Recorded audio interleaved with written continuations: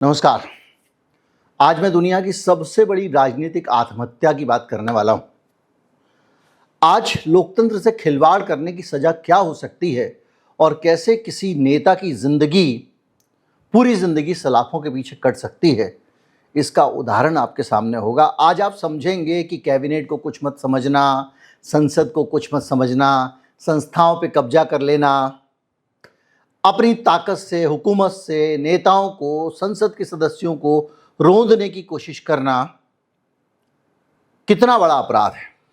बहुत सारे लोगों को एक छोटी मोटी बात लगती होगी, क्योंकि वो अपने आसपास की जिंदगियों में इस तरह के उदाहरण देखते हैं और उनको लगता है ये तो एक राजनेता का दांव पेच है, पर वो आपके देश को कब्जा कर रहा है। घोषित इमरजेंसी कहें, अघोषित इमरजेंसी कहें, ऐसी चीजें आपके देश को खतरे में डाल रही हैं। आज की जो केस स्टडी है वो आपको बताएगी कि किस तरह से कोई व्यक्ति लोकतंत्र में जब लोकतांत्रिक व्यवस्था के प्रति द्रोह करता है तो किस स्तर की सजा का हकदार होता है। मैं हूं गिरिजेश वशिष्ठ, आप देख रहे हैं नॉकिंग न्यूज का यूट्यूब चैनल।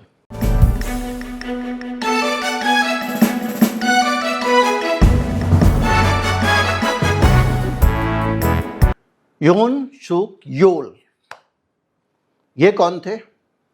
ये साउथ कोरिया के राष्ट्रपति थे।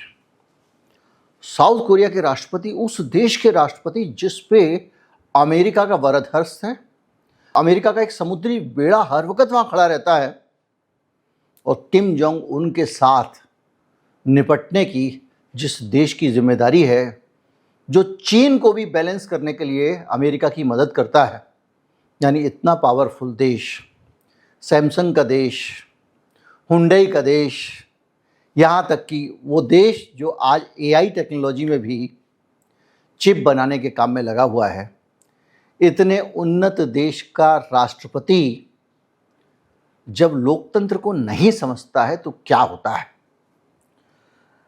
जो लोग अलग अलग जगह पे, आप सब आजकल तो सब जगह आरडब्ल्यू होते हैं, मोहल्ला समितियाँ होती हैं, कमेटी होती हैं, उनके अंदर काम करते हैं, उनके लिए भी एक सबक है। क्योंकि कई लोग जब पावर में आते हैं तो उनको ये लगता है कि हम क्यों जीवीएम बुलाएं, हम क्यों दूसरों से सहमति लें, ये लोग, ये फला आदमी बहुत अड़ंगे लगाता है, ये बहुत सवाल उठाता है, तो मैं खुद ही फैसला ले लूं।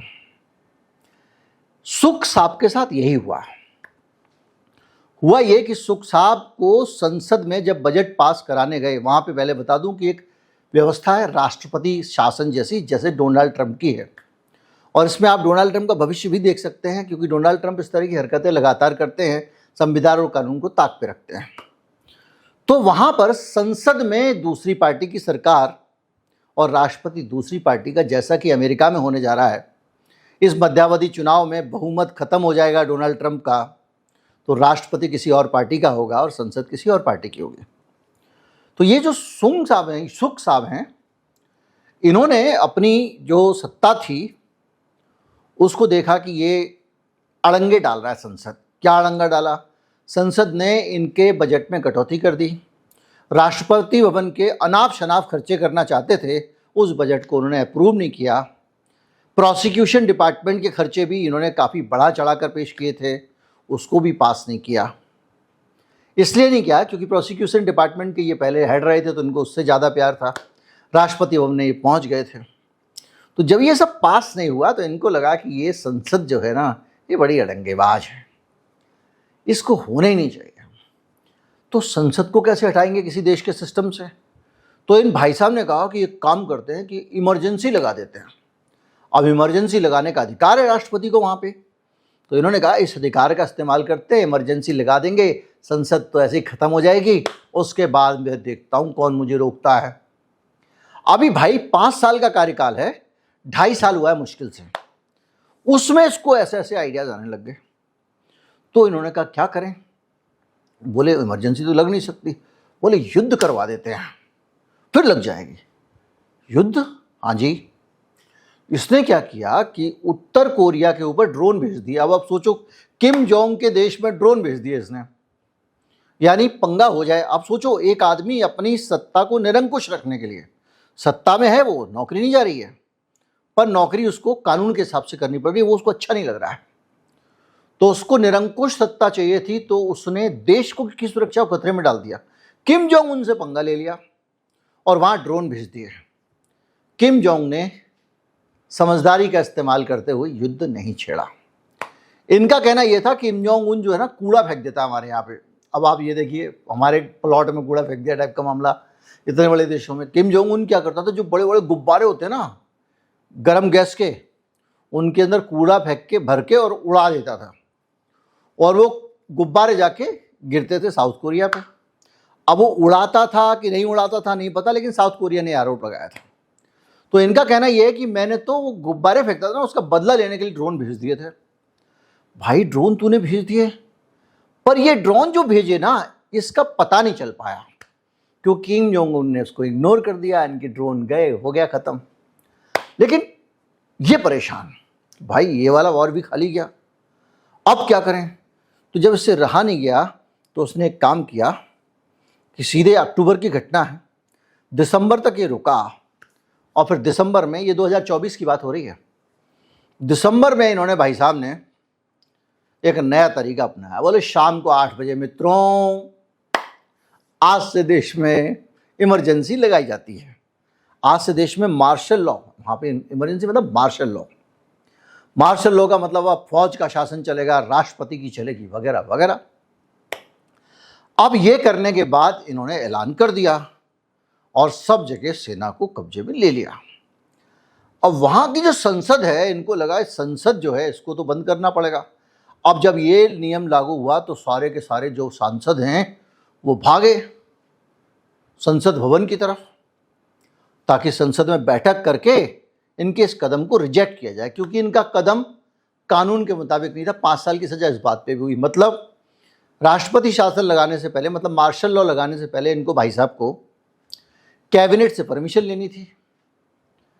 तो जैसे अभी हमारे हम सुनते हैं कि मोदी जी जो कहते हैं बस वही होता है, कैबिनेट वैबिनेट कुछ नहीं है। तो इनको कैबिनेट से परमिशन लेनी थी, तो इन्होंने कैबिनेट से परमिशन ही नहीं ली। पर जब मसला गंभीर हो गया तो इन्होंने बैक डेट पे कागज बना दिए कि हमने परमिशन ली थी। तो ये फर्जी कागज लगाने का भी एक केस बन गया उनके ऊपर। अब क्या हुआ कि इन्होंने पार्लियामेंट को कामकाज से रोकने के लिए बहुत सारे सैनिकों को भेज दिया, बस जाओ संसद पे चढ़ाई करो, अब तो मार्शल लॉ है, फौजी फौज की चलेगी।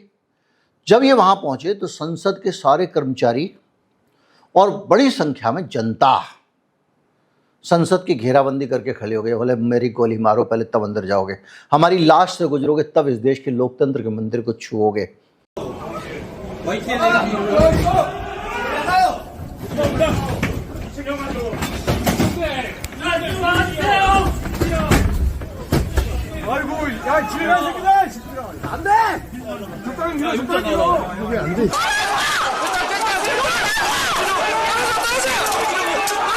ये एक बड़ा उदाहरण है। और सांसदों को उसी भीड़ के अंदर जल्दी जल्दी संसद के अंदर किया गया, और संसद ने एक प्रस्ताव पास किया जिसमें ये बताया गया कि इस आदमी को राष्ट्रपति शासन लगाने का अधिकार नहीं था। और अवैध रूप से सत्ता पे कब्जा करना, देश की सुरक्षा को खतरे में डालना, इतने सारे पागलपन 2 साल 11 महीने के कार्यकाल में इसने कर दिया। आराम से ये 2 साल और 1 महीना और रहता वहाँ पे राष्ट्रपति, अगर ये नहीं करता तो। पर एक तो ये, दूसरा वो राष्ट्रपति, उनके कर्मचारी वगैरह भी होंगे ना आसपास वाले, कान भरते होंगे। दूसरा एक होता है इकोसिस्टम पॉलिटिक्स में, वो बड़ा खतरनाक होता है। अब मोदी जी जहाँ पे रहते हैं उनके आसपास जो मंत्री हैं उन तक हमारी आपकी बात थोड़ी पहुँचती है। वहाँ वही बातें, वही आवाज़ें गूंजती हैं जो मोदी के मन की बात है, जो मोदी जी सुनना चाहते हैं, क्योंकि उनके आसपास के लोग भी वही बातें करते हैं। वो उसी तरह के तर्क देते हैं, उन्हीं तर्कों को मोदी जी सुनते हैं, एक दूसरे के तर्कों को पुष्ट करते रहते हैं और उसी के अंदर वो खुश रहते हैं।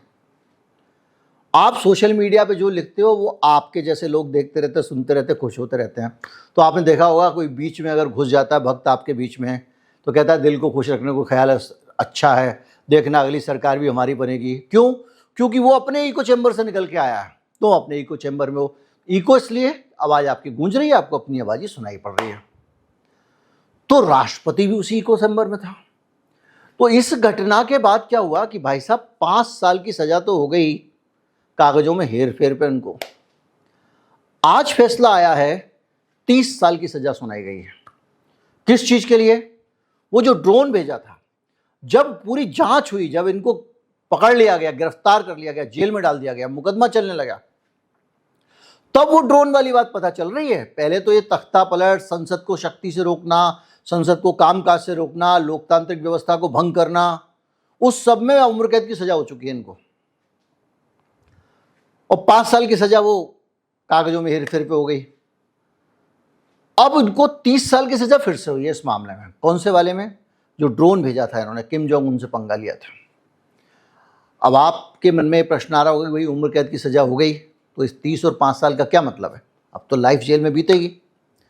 तीनों सजा अलग अलग मामलों में सुनाई गई हैं। कल के दिन हो सकता है उम्र कैद वाले मामले में, जब अपील में है भी तीनों मामले, कोर्ट ने कहा नहीं भाई इनको 20 साल की सजा देनी चाहिए, तो फिर 20 और 30 और 5 फिर 55-60 काटनी पड़ेगी।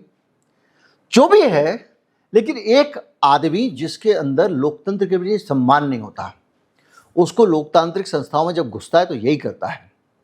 आपका RWA भी अगर होगा, उसमें कोई ऐसा आदमी आ जाता है तो वो पसंद नहीं करता कि मीटिंग बुलाए। यार एक मुझे बेंच लगानी है पार्क में, उसके पीछे मैं किस किस से पूछूंगा?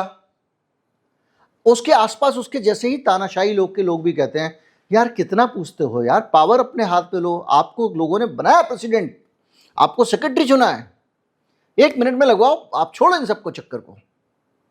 पर लोकतंत्र में इससे गलतियां होती हैं और उसका बड़ा असर होता है। गैर लोकतांत्रिक फैसला था नोटबंदी, कहीं से भी उचित तरह से अनुमति नहीं ली गई थी, मंत्रियों को ताले में बंद कर दिया गया था। खुद डॉक्टर हर्षवर्धन ने अपने भाषण में बताया था, मंत्रियों को लॉक कर दिया गया था ताकि वो बात बाहर ना आए। और एक तरफ से इवन RBI ने जो कुछ कहा वो कुछ नहीं, एक डिक्टेट आया, लागू कर दिया गया, नतीजा देश ने भुगता। आज तक उसके दुष्परिणाम सामने आ रहे हैं। अगर यही लोकतांत्रिक तरीके से होता, संसद में होता, बहस होती, 50 तरह की बातें सामने आती, आपको पता लगता कि ये करना चाहिए कि नहीं करना चाहिए। लोकतंत्र का यही तो फायदा है। एक दिमाग से ज़्यादा हमेशा 10 दिमाग योग्य होते हैं, और 10 दिमाग से ज़्यादा योग्य 100 दिमाग होते हैं। जितने बड़े बड़े संस्थान फेल होते हैं, बर्बाद होते हैं, आप देख रहे हैं बहुत सारे मीडिया हाउसेस गोदी मीडिया बनते जा रहे हैं, तो इसलिए बनते जा रहे हैं कि वहाँ काम करने वाले योग्य पत्रकार जो बैठे हुए हैं, बहुत सारे लोग बैठे हुए हैं, उनकी योग्यता का संस्थान इस्तेमाल नहीं कर रहा है। क्यों? क्योंकि जो ऊपर बैठा हुआ है वो समझता मैं ही विद्वान हूँ, बाकी सब तो मूर्ख हैं, औकात में रहो। क्योंकि ये आदमी ज़्यादा बोलने लगेगा, दिमाग लगाने लगेगा, ऐसा ना हो कि कल के दिन ये कहने लगे कि मुझे तो इनसे ज़्यादा आता है, मैं क्यों नहीं संपादक हूँ, मैं क्यों। तो मालिकान जो है ना, वो छोटी छोटी चीज़ में, बिंदी मात्रा की गलतियों में घुस जाते हैं, बाकी सब लोग दिमाग घर पे रख देते हैं। तो कुल मिला के ये जो डेमोक्रेटिक सिस्टम है, इस डेमोक्रेटिक सिस्टम की पावर है, इसकी खूबसूरती है लोगों की बहुत सारी बुद्धि का इस्तेमाल होना। समझदार लोग बैठकों में प्रस्ताव रखते हैं और वहां से वो जानने की कोशिश करते हैं क्या करना चाहिए, क्या नहीं करना चाहिए, उसके आधार पर राय बनाते हैं। फिर उस राय को बनाने के बाद जो आपने समझा उसको फिर लोगों के पास लेके जाते हैं। इसीलिए जब भी किसी देश में कोई कानून आता है तो उस पर बाकायदा पब्लिक डिस्कोर्स होता है, उसके लिए सरकार पैसे खर्च करती है, देश भर में सेमिनार वगैरह होते हैं, नई शिक्षा नीति आ रही है, उस शिक्षा नीति में ये होना चाहिए, ये नहीं होना चाहिए, वो होना चाहिए, वो नहीं होना चाहिए। नहीं, एक दिन दिमाग में आया NTA बना दिया, कागज़ की कमी है तैयार कर दो, उसके बाद में इतने साल से आप NTA झेल रहे हो, वो नकल कराने वाली संस्था बन के रह गया। तो ये जो लोकतंत्र का महत्व है, इस महत्व को नहीं समझने वाले कितना बड़ा पाप और अपराध कर रहे हैं, इसको इस वीडियो से आपको समझ में आ गया होगा। और किस हद तक एक पॉलिटिशियन निरंकुश सत्ता के लिए गिर सकता है, देश की राष्ट्रीय सुरक्षा को खतरे में डाल सकता है, इसका उदाहरण भी ये एक है। एक उदाहरण मैंने आपको बता दिया, और ऐसे कोई भी उदाहरण, विचार, चीज़ें आपके दिमाग में आती हों, कमेंट में लिख के बताइएगा। सब कुछ मैं बोलूँ अच्छा नहीं लगता। नमस्कार, जय हिंद।